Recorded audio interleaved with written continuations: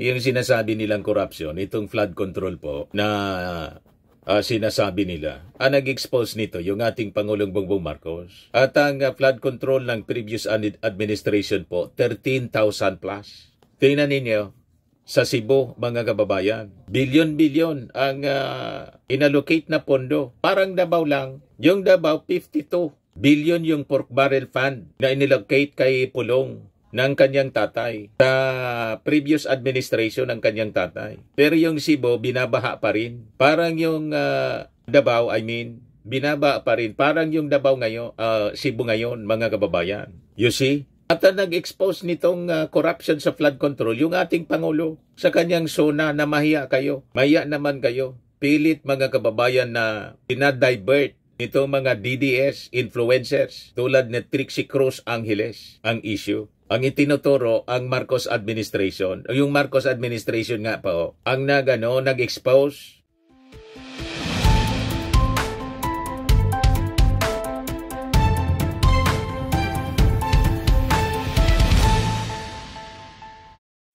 Hello po mga kababayan, si Dante Maravillas. Dito muna tayo sa ating podcast Live with Dante M. Nakakalungkot yung nangyari po sa Cebu. After natamaan po ng lindol, ito naman po, matinding pagbaha. At yung namatay, umabot na po sa 52. And I think madadagdagan pa. Ito yung balita mula sa DCRH. Bilang ng mga nasawi dahil sa bagyong Tino, umakyat na sa 52. At ang nakakalungkot, hindi pa kasama dito, mga kababayan, yung 6 na crew sa bumagsak na Super Yui helicopter sa Agusan del Sur. Nang mga labi ay kakarecover pa lamang. Yung helicopter, mga kababayan, nasa rescue mission sana dito sa mga nabaha sa Cebu. Ayun, bumagsak po yung helicopter. So, kung 52 yung mga namatay sa baha, idagdag yung 6 na nare-recover pa lang, 58 na po. At malamang madagdagan pa ito. So ayon sa Civil Defense spokesperson na si Johnny Castillo, posibleng Cebu ang labis na napinsala ng bagyo batay sa dami ng casualties. Ngunit magkakaroon lamang na mas malinaw na assessment oras na tuluyan ng makalabas sa bansa yung bagyo. So sa ngayon, nananatiling banta pa si Tino sa Northern Palawan. Meantime, aabot sa 203,595 families o katumbas sa 706,549 individuals ang apektado ng kalamidad sa Mimaropa, Bicol, Western Visayas, Negros Island, Region, Central Visayas, Eastern Visayas at Caraga. Sa naturang bilang, humigit kumulang 102,000 families ang kasalukuyang nananatili sa mga evacuation centers. Ganyan katindi, mga kababayan, yung pagupit ng bagyong Tino dahil sa tindi ng ulan at pagbaha, nagdulot ng matinding pagbaha. Tingnan naman ninyo po yung mga sao naman yung grabe na ang baha. Stranded po. Ang among creek ni Awas. Umapaw yung creek namin. First time na mangyari daw ito sa kanila. Walang history dyan sa subdivision na yan. Malalaki yung mga bahay po. Grabe, wala talagang walang history ng flooding. Hindi mo kayang magsalba ng kahit na ano. Kasi ang bilis ng tubig. As in, segundos lang talaga. Uubusin talaga. Walang naisalba silang mga gamit. Pati mga sasakyan. Mga kababayan. Ganyan katindi. Kana dira creek mana dira. Ayun umapaw yung creek nila sa subdivision. Bahay namin. Ito po sa Mandawi, Cebu ito. Dito sa taas ng bahay. Uploaded by Gary Agripa Ladisla. Sa taas ng bahay na yung tinitirahan namin. So ganyan katindi yung flooding, mga kababayan. Mandawi City. Lahat nasa bubong yung mga tao. Gutom. Na yung bahay namin doon sa tabing ilog. Ito, report ng The New York Times. Typhoon Kalamagi flooded the Central Philippines on Tuesday.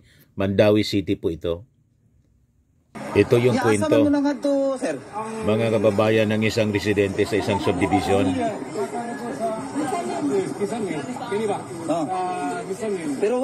Bakayan, Cebu City. Barangay Bakayan, Cebu City. Hanggang dyan daw, oh, sa bubong. 1 minute, napakabilis. So ako, na-trap ko na schooner. Dahil sa akong payat na nakamugaman, extra. Kung gitukon-tukon. Matindi. Walang history silang ganyan. First time na mangyari. Ang bilis daw. Pero may mga bata, may mga kwan. Nailigtas yung mga bata. Kaya basi ko na mabalik. Multin ba ang itong... Ang lalaking mga bahay, mga kababayan. May maesta sa itong Magrelo, may nagatod. O, Mandawi City pa to. Ganyan ka tindi. Report ng One News. Mga kababayan. Yan kasagsagan mismo. UN Avenue, Mandawi City. Tuesday morning. Dahilan sa tindi ng pag-ulan. Grabe po. Lampas tao talaga, mga kababayan. O, ito na yung aftermath. After humupa, mga kababayan, ang baha. Yan o. Report ito ng GMA News. Nagsagawa ng inspection si Cebu Governor Pamela Baricottua. Baricotro pala. Ayon kay Talisay City Mayor Samsam Golyas, nakatutok ang search and rescue operation sa Barangay Biasong at Dumlog kung saan nagsalubong ang ilog sa dagat. More than 1,000 ang nilikas mula sa 262 families sa Talisay Sports Academy. So yan mga kababayan. Si Governor Baricotro. Yan yung mga lugar na nasalanta ng matinding pagbaha. Matindi talaga po. Yan o. Malalaking bahay po. Talagang ubos. Totally destroyed. Tingnan nyo naman. Nagpatong-patong na yung mga sasakyan. Yan o. Mayayaman na subdivision mga kababayan na baha. Na dati wala man daw baha sa kanila. Ganyan katindi. Malalaking bahay po. Row house. Up and down. Yan o. Ganon kabangis yung bagyong Tino dahil sa matinding pag-ulan, baha. Diyan ang aerial view. Malaking mga bahay po. Body bag siya. Ganyan katindi, mga kababayan. Ito terminal, mga kababayan ng bus. Kita ninyo kung paano nabaon. Yan.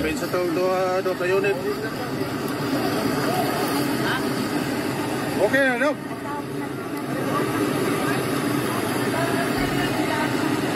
Series bus.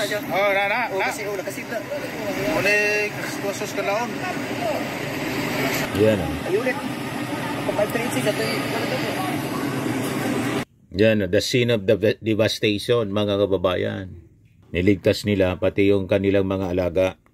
Putikan sila, mga kababayan. Ganyan katindi yung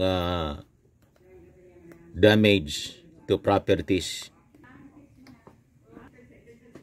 Grabe sa loob ng bahay po. Lahat na yan basura. Mga gamit po. Mga sasakyan. Lugar ng mga mayayaman po. Grabe. Ayan. Tinatawid bata yan po. Dawata. Tinatawid po yung bata. Sa bubong na lang po, dinadaan. Tulong-tulong yung mga residente.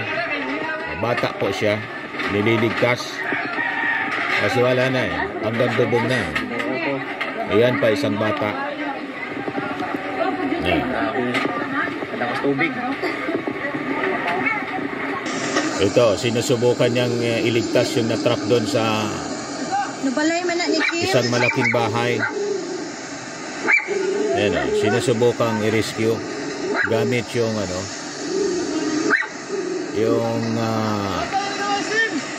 lubid. Kanao, pwede siya mo sakay, Hindi man siya pwedeng sumakay dyan. Ianod siya papunta doon. Ito yung ilog yata or creek. Grabe yung baha.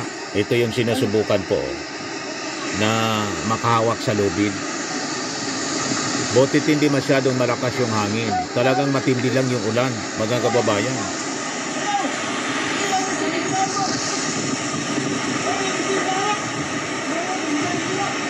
Ito, palubog na rin yung isang bahay. Tindi. Ito, natrap yung isang aso. Sa bahay, sa bubong ng bahay, inaanod na.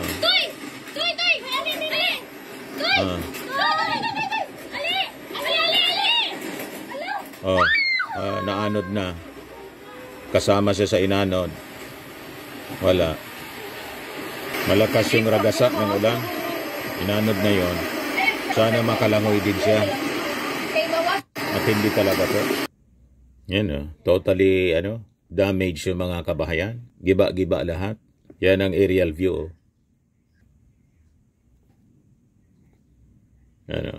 Grabe. Yung mga tao, tinitingnan nila yung mga bahay nilang giba-giba na. Ito yung ilog pala. Malaki yung ilog. Siya yung flood control na nila, mga kababayan. Walang nangyari sa kanilang bilyon-bilyon na flood control. Yan yung dulot po ng korupsyon. Yan hinuhukay niya yung sasakyan niya, mga kababayan. Nabaon yung mga sasakyan. Sabi po ni Governor Bari 4, 26 billion of flood control funds for Cebu, yet we are flooded to the max.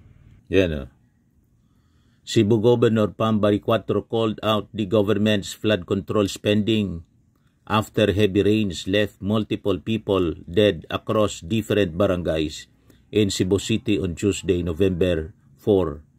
26 billion of flood control funds for Cebu, yet we are flooded to the max, sabi po ni Bari 4. Bari 4 lamented in a post as rescue teams continued retrieval operations for missing residents in areas like Sapang-Dako and Bakayan. Pero yung mga DDS, mga kababayan, ang topic nila politika pa rin. Tulad po ni Atty. Trixie Angeles. Ang topic nila rally pa rin, mga kababayan. Matindi talaga ang pag-usapan natin yung matindi rally. Talaga ang kagalitan sa although I understand that may poder, nilalabas na mga announcements, ako have to verify. But yes, we've been hearing about an INC rally. Yan ang topic nila, mga kababayan, rally pa rin. Kung anong date yung mga yan. Para patalsikin yung ating Pangulong Bongbong. So, in this case, pang sarili pa rin, mga kababayan, ang kanilang as far as topic. I can see right now, sinusuportahan namin yan. You see? Ganon sila kasama. Sinusuportahan ko ang kahit anong paninindigan, ang mga taong titindig kung lumalaban sila sa korupsyon. Pero yung totoong laban, hindi yung hinahaluan ng politika. Hindi yung sinasabi nilang korupsyon, itong flood control po, na sinasabi nila, nag-expose nito yung ating Pangulong Bongbong Marcos. At ang flood control ng previous administration po, 13,000 plus. Tingnan ninyo, sa Cebu, mga kababayan, bilyon-bilyon ang inallocate na pondo. Parang Davao lang. Yung Davao, 52 billion yung pork barrel fund na inallocate kay Pulong ng kanyang tatay sa previous administration ng kanyang tatay. Pero yung Cebu, binabaha pa rin. Parang yung Davao, binabaha pa rin. Parang yung Davao ngayon, Cebu ngayon, mga kababayan. You see? At nag-expose nitong corruption sa flood control, yung ating Pangulo sa kanyang zona na mahiya kayo. Mahiya naman kayo. Pilit, mga kababayan, na pinadivert nitong mga DDS influencers tulad ni Trixie Cruz Angeles ang issue. Ang itinuturo ang Marcos administration. Yung Marcos administration nga po, ang nag-expose at busy sila, mga kababayan, kahit tinatamaan ng mga calamities, busy sila sa politika. Yung kontra korupsyon, pero dapat mag-resign si Inday. Ha? Yan ang topic nila, mga kababayan. Sa proseso, everybody else, wala pa. ICI lang yung dinadaanan nila. Anong tawag doon? That's just an investigation. Samantalang si VP Inday, nasa proseso, finailan nga siya ng kaso sa ombudsman eh. And guess who the ombudsman is right now? Attempt na tapatan nila. Katulad nung kabilang parlor, nag-announce tayo ng rally, nag-announce din sila Rally ng pa rin ang para topic nila po, ma-dilute politika. yung intentions natin at yung attendance natin. So, the same thing here, hindi pa po muna kami naglalabas ng mga detalye, how it's going to be done, and paano yung sa mga nasa abroad and all that, and kung merong acceptable na E6. But for now, hashtag Tay Kami naman at paki-repost yung announcement that it will be launched at the Davao Fun Run. Kita ninyo? Ganon sila ka-insensitive. Sa mga disasters, calamities, politika pa rin ang kanilang topic. Kita ninyo, mga kababayan? Pero, pilit nilang pinagtatakpan yung 13,000 plus na flood control projects. Ano na nangyari doon? At malamang sa malamang kasama po sa 13,000 flood control projects yung mga ginawa sa Cebu na kini-question ngayon ni Pam Baricuatro, mga kababayan, kung ano na nangyari sa mga flood control projects sa kanyang probinsya. Yan report ng CDN Digital, Cebu among provinces with most flood control projects.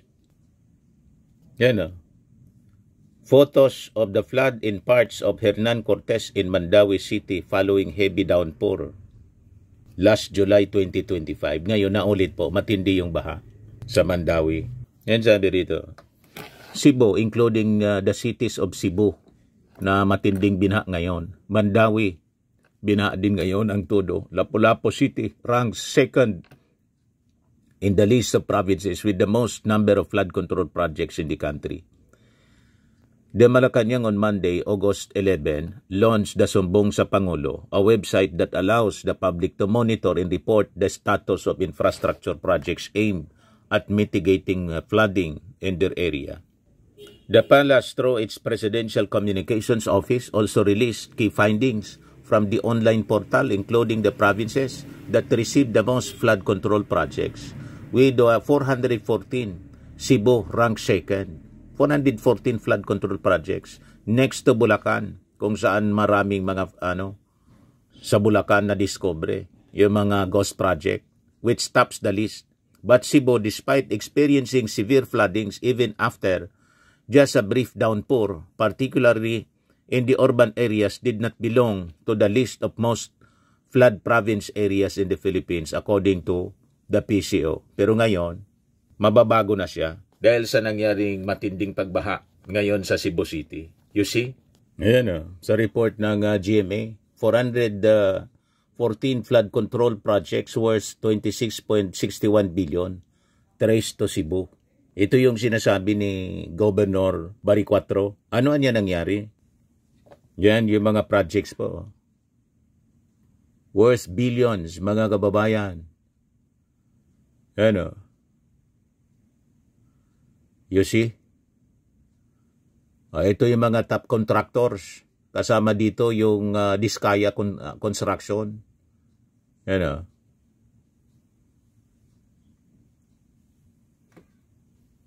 Sabi dyan, meanwhile, 4 of the top 15 contractors disclosed by President Ferdinand Marcos Jr. have projects in Cebu with 117 projects equivalent to 28% of the total number of projects in Cebu. At the contract cost of 9.48 billion pesos, which is equivalent to 36% of the total contract cost of flood control projects in Cebu. These are the QM builders, yung mga pamuso po, with 94 projects at 7.47 billion. Legacy Construction Corporation with 19 projects at 1.6 billion pesos. Centerways Construction and Development Incorporated, yung barkada ni Chis Escudero. Centerways, yung taga Sorsogon, may-ari niyan. Lawrence Lubiano with 3 projects worth 212 million in Alpha and Omega General Contractor and Development Corporation with 1 project, 149 million. Itong Alpha and Omega, kay Diskaya po siya. Kita ninyo, mga kababayan? Kaya tama itong ginagawa ng ating Pangulo. Ang pagpapaimbestiga po sa mga flood control projects. Kita ninyo nangyari sa Cebu ngayon. Ito konsekwensya ng matinding korupsyon na in-expose mismo ng ating Pangulong Bongbong Marcos. Nagsimula po ang matinding korupsyon 2016. Panahon ng previous administration, mga kababayan. Ito po. Mismong sa pagtatanong ni Bato de la Rosa. Flood control projects, kailan kayo nag-engage ng flood control projects sa DPWH? Yan ang pinagtatakpan nila. Siguro mga 2016 onwards. Kaya gusto ni Marcoleta. Yes po, 2016 onwards po. 2016 onwards? Yes po. Witness Protection Program si Diskaya. Sa video. At ayaw niyang ibalik. Kailan kayo Ayaw niya sa restitution. kumita ng malaki? Sabi mo, noong nag-DPWH na kami. Ngayon, gusto mong i-attribute yung wealth ninyo going back noon pa sa tatay mo nung nagsimula kayo ganon. Pero very clear, the video won't lie. Sinabi mo, noong nag-DPWH na kami. Yes po. So, kailan ba kayo nag-DPWH? Parang sometime in 2012, nag-start kami with DPWH. Matagal na pang korupsyon. Can you be definite with your answer? Parang 2012, oh, please, because you're under oath, please, Yes po. make sure of your answers. Sometime in 2012, we started with DPWH. We started with joining biddings. Pero prior to that, we were with local government. Yung mga flood control projects, kailan kayo nag-engage ng flood control projects sa DPWH? Siguro mga 2016 Kita ninyo? onwards. Please, Panahon ni make sure of Digong. your answer. Yes po, 2016 onwards po. 2016 onwards? Yes po. 2016 onwards. May follow-up Yeah, ka yes, ba? sir. Yeah, Okay. Go ahead, sir. Go ahead. Alright.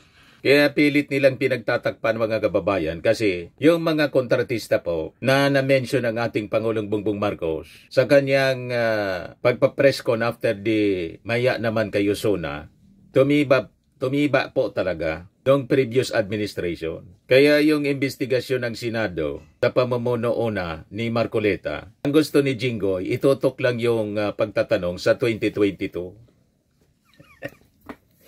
2022 onwards lang anya. Yan pala, sabit pati siya. Kita ninyo? Nirekomenda na nga po ng ICI ang pag-file ng kaso sa ombudsman kay Jinggoy, pati kay Villanueva, at marami pang susunod, mga kababayan. You see? O ngayon, pakinggan natin yung interview, mga kababayan, ni Corina Sanchez sa Billionaire News kay Ace Durano, Cebu Provincial Administrator. Sabi ni Ace Durano, walang flood control project na umipikto doon sa Cebu. Sa tindi po ng volume ng tubig baha sa tindi ng ulan, lahat ng mga major rivers sa Cebu nag-overflow po. Kaya pala ganun ang nangyari. Ay yung mga subdivision malalaki, kita ninyo naman yung mga kabahayan malalaki, ay ng mga mayaman, mga sasakyan, nagpatong-patong po. Pakinggan natin yung interview ni Corina Sanchez, mga kababayan, kay Ace Durano. Went through Mandaue, Consolacion, and Iluan. So yung effect, pareho lang sa itong mga towns na affected kasi ang nangyari, yung mga big rivers nag-overflow. Okay. So I guess this was because of the volume of rainwater plus it was high tide. So the water was not able to go out. So nag-overflow talaga yung major rivers from Talisay City all the way to Danao City. So that's why this was the effect na hindi talaga na forecast. Is it because of the volume of rainfall or is it because of the failure of the flood control projects? As far as the flood control projects is concerned, we can see na walang flooding na nakontrol dito. Walang flooding na nakontrol ng flood control projects. It didn't work at all. So, hindi umipikto. Again, just looking at the facts right now, makita natin na yung volume of the rainfall was really high, plus nagkataon na high tide. So parang double whammy talaga. So that's why nag-overflow itong mga major rivers ng Metro Cebu. Wow, hindi pa nga ho kayo nakakabawi ng lubusan sa lindol noong September. Pero heto naman ngayon, yung bagyo naman ang inyong iniinda. Sapat po ba ang inyong mga relief supplies at disaster fund? Well, so far with the support of the national government as well as collaboration with the different LGUs, yung Quick Response Fund, yung relief goods, nandyan naman. Ang challenge lang talaga ngayon ang rescue operations kasi may mga residents pa rin on top sa roof ng mga bahay nila. So yun mga kababayan, walang umipikto, useless yung mga flood control projects sa Cebu sa tindi ng pagbaha.